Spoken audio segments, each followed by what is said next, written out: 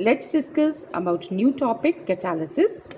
Potassium chlorate decomposes as potassium chloride, oxygen, and this occurs in the temperature range of 653 to 873 Kelvin.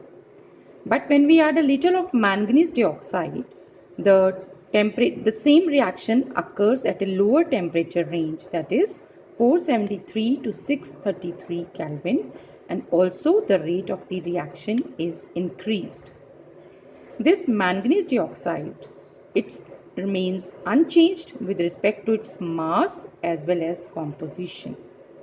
So the rate of number of chemical reactions can be altered by the presence of a foreign substance.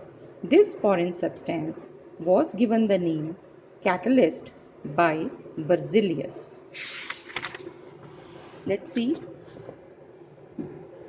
So Berzelius was the scientist who had given the name catalyst to the foreign substance which is added to increase the rate of the chemical reaction.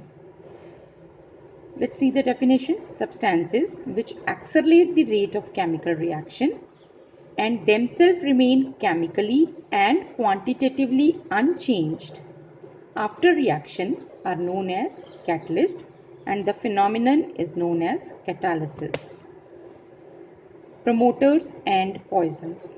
Promoters are substances which enhance the activity of the catalyst, and poisons are substances which decrease the activity of catalyst. For example, let's see the Haber's process, which is used for the manufacture of ammonia. In this process, nitrogen combines with hydrogen to form ammonia.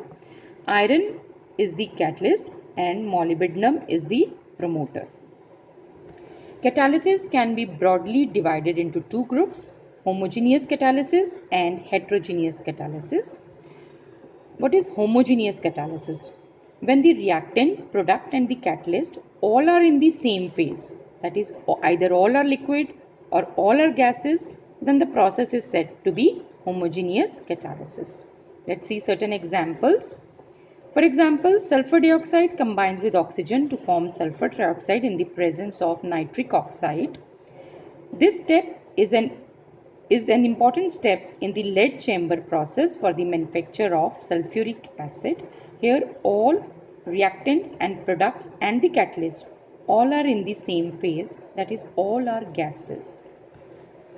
Then let's see hydrolysis of methyl acetate.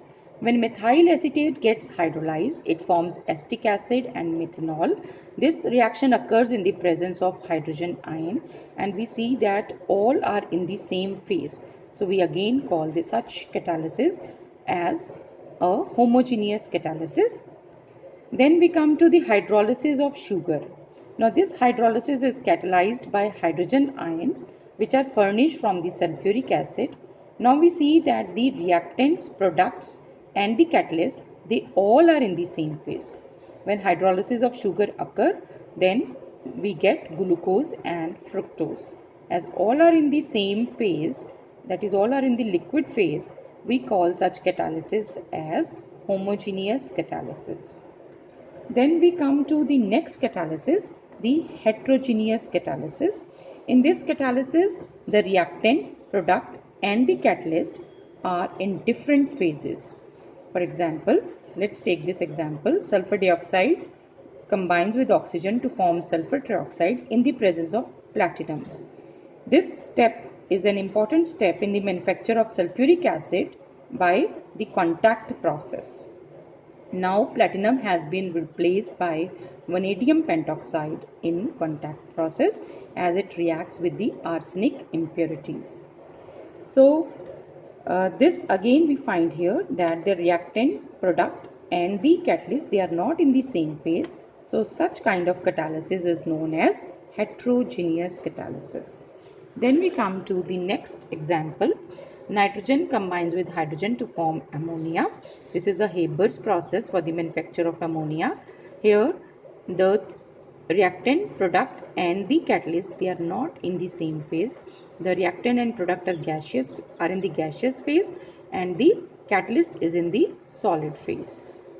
Then we come to the next Ostwald process. This is for the manufacture of nitric acid.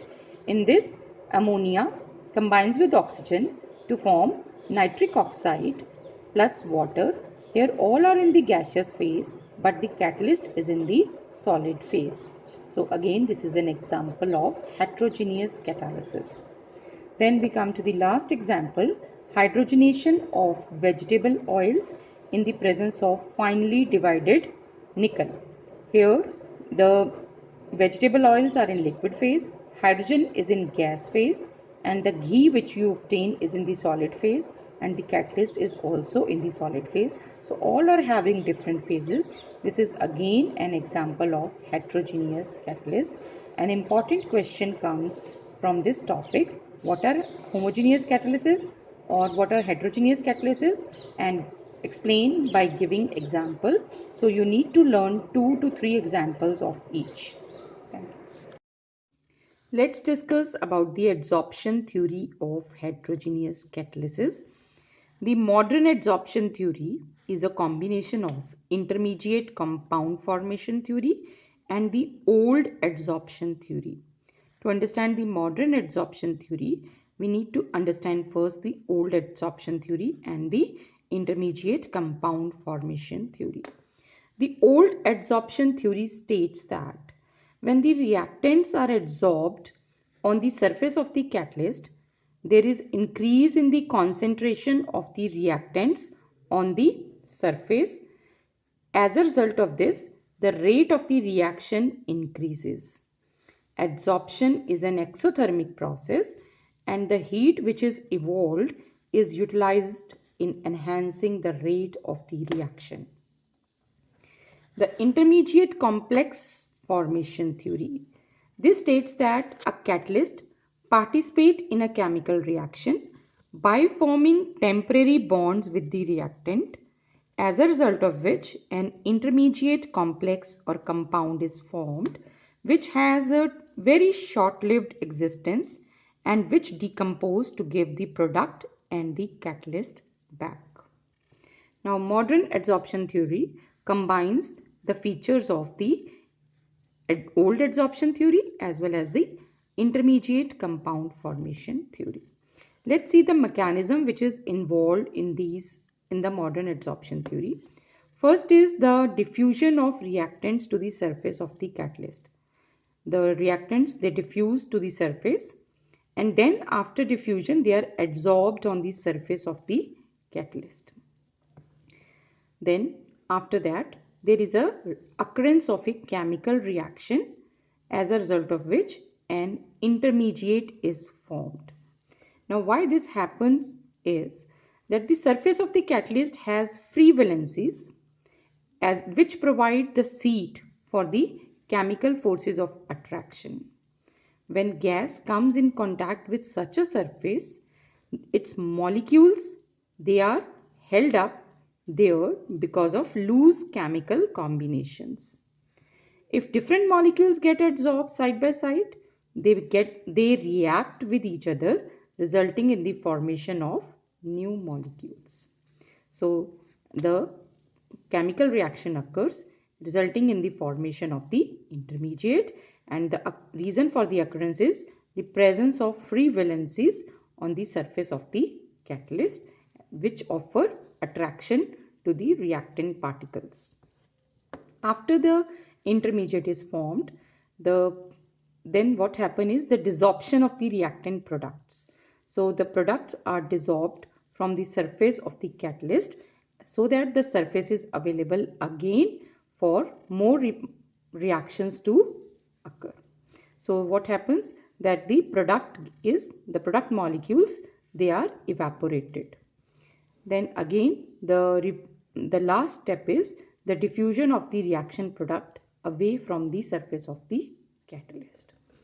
This theory explains why the catalyst remains unchanged in mass and chemical composition at the end of the reaction and is effective even in small quantities. But it does not explain about the effect of promoters and poisons. Let's see here. See, this is a catalyst surface which is having free valencies. The reactant molecules, they diffuse near the surface of the catalyst, and then they get adsorbed. As a result of this adsorption, then what happens? There is an occurrence of chemical reaction and an intermediate is formed. Then after the formation of this intermediate, the product molecules which are formed, they are dissolved. That is desorption of the product molecules, and the surface of the catalyst is again free to receive more reacting molecules, and thus we have got the product here. Let's discuss about the important feature of solid catalyst. The two important features of the catalyst are activity and selectivity. By activity we mean the strength with which the reactant is adsorbed on the surface of the catalyst in order to become active. But it should not get adsorbed very strongly so that it is rendered useless, because the other reactants are not able to come on the surface of the catalyst for adsorption. It has been found that in hydrogenation reactions, the catalytic activity increases from group 5 to group 11, and the maximum catalytic activity is shown by group 7 to 9 elements of the periodic table. Now we come to the selectivity. The selectivity of the catalyst means the ability of the catalyst to direct a reaction so that a particular product is only formed. For example, if we have the reactants carbon monoxide and hydrogen, and if we use different catalysts, then different products will be formed. For example, if we take nickel, then the product formed is methane and water. If we take this copper with zinc oxide and chromium oxide, these are the mixed oxides along with copper, and we get the product methanol. And if we use only copper, then formaldehyde is formed. Thus, a substance which acts as catalyst in one reaction does not catalyze another reaction. The question that has appeared in the board is, first explain activity and selectivity of the catalyst. Then the other question is, carbon monoxide and hydrogen react to give different products in the presence of different catalysts. Which ability of catalyst is shown by these reaction? I hope the answer is very easy. This is selectivity is being shown by the catalyst. Now moving to the next topic, shape selective catalysis by zeolites. See, we all have studied in class 11th that zeolites are aluminosilicates. What are aluminosilicates? See, this is a structure of silica, three-dimensional structure of silicon dioxide. In this, some of the silicon atoms, they are replaced by aluminium, and we call this three-dimensional structure as aluminosilicate. Now, in this structure, there is a ALOSI framework. I hope this is clear. Now, by shape selective catalysis, we mean that the catalytic reaction depends upon the pore structure of catalyst and also on the size of reactants and the product molecules. Now, zeolites, they are good shape selective catalysts because they have honeycomb-like structure. Also, they are microporous. Zeolites are microporous aluminosilicates. Right? So, we have discussed already that in these reactions, the reactions that take place in zeolites depend upon the size and shape of the reactant and the product molecule, as well as also on the pores and cavities of the zeolites. Now, zeolites is clear to everyone. These are aluminosilicates. So, they have what kind of structure? They have a honeycomb-like structure and they are microporous. These zeolites are used as catalyst in petrochemical industries for cracking of hydrocarbons. Cracking of hydrocarbons means breaking of bigger hydrocarbons into smaller ones, and also in isomerization. Then isomers, you all know, they have the same molecular formula but different structural formula. Then important zeolite catalyst which is used in petroleum industry is ZSM5. It converts alcohol directly to gasoline by dehydrating it and to give a mixture of hydrocarbon. We all know petrol is a mixture of hydrocarbons. So ZSM-5 can directly convert alcohols to gasoline by dehydrating, right? So this is important. Now the question that has appeared in the board is, what is shape selective catalysis, and describe some features of catalysis by zeolites. Discuss about enzyme catalysis. Enzymes are nitrogenous organic compounds and they are produced by living plants and animals. They are protein molecules and they have high molecular mass. They are effective catalysts and they catalyze number of reactions in the bodies of plants and animals in order to maintain the life processes. That is why these enzymes are also called as biochemical catalyst, and the phenomena is known as biochemical catalysis. Let's see certain examples of enzyme catalyzed reactions. For example, we have the cane sugar.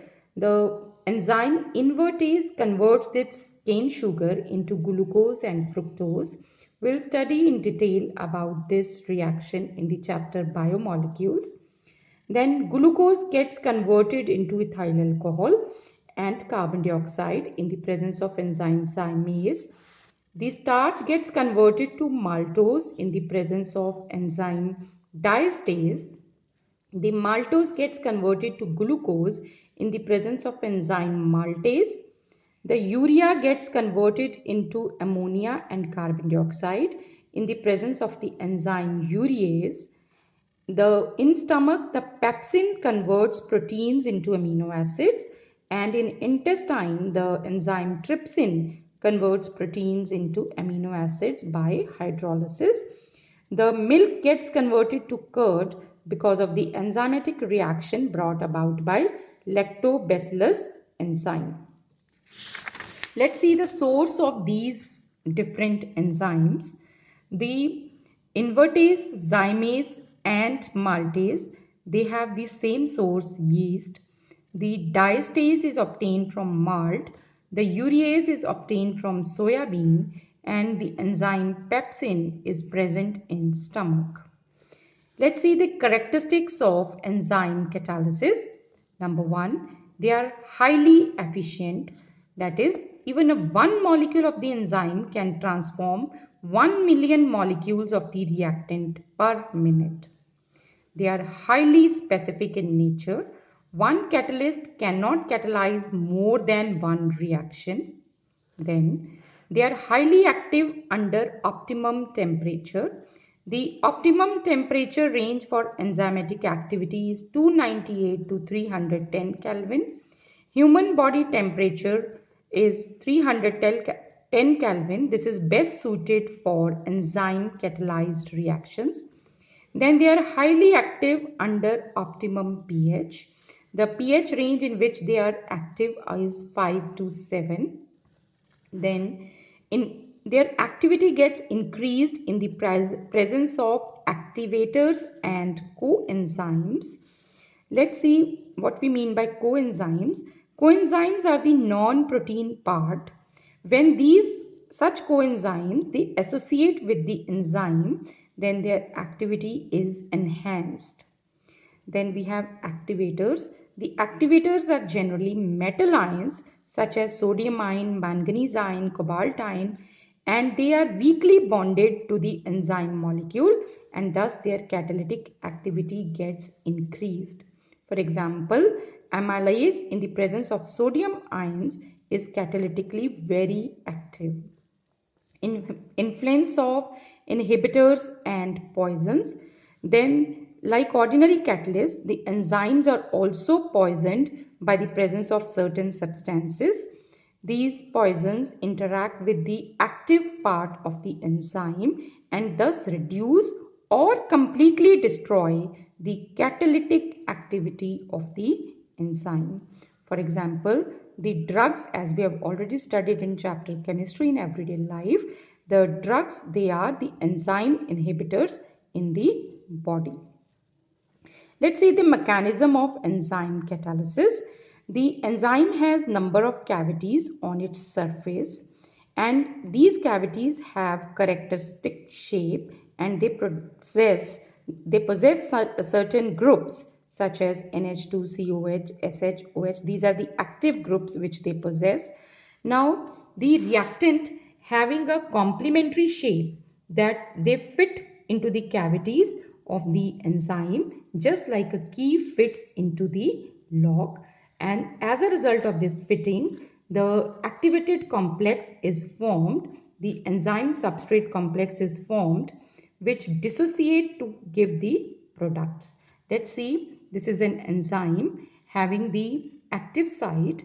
This is the reactant, or we call it as substrate. The two join to form the enzyme substrate complex, and which decompose to give the product, and the enzyme is set free to receive the more reactant molecules, also called as substrate. Let's see here that the enzyme catalyzed reaction proceeds in two steps. In the first step, the enzyme binds to the substrate. As a result of this, an enzyme substrate complex is formed, which we also call as an activated complex. Then this activated complex decomposes to give back the enzyme, and as a result, product is formed. Now, we see that different catalysts are used in industry. For example, in Haber's process, the catalyst is iron and molybdenum is the promoter. In the Ostwald process for the manufacture of nitric acid, the catalyst is platinized asbestos. And in the contact process for the manufacture of sulfuric acid, the catalyst involved is platinized asbestos or vanadium pentoxide in the temperature range of 673 to 723 Kelvin. Thus, we have studied that enzymes are highly efficient, they are highly specific, they work under an optimum range of temperature and pH, and their activity can be increased by the activators and coenzymes, and they also can be poisoned, which either reduce their activity or they are completely destroyed.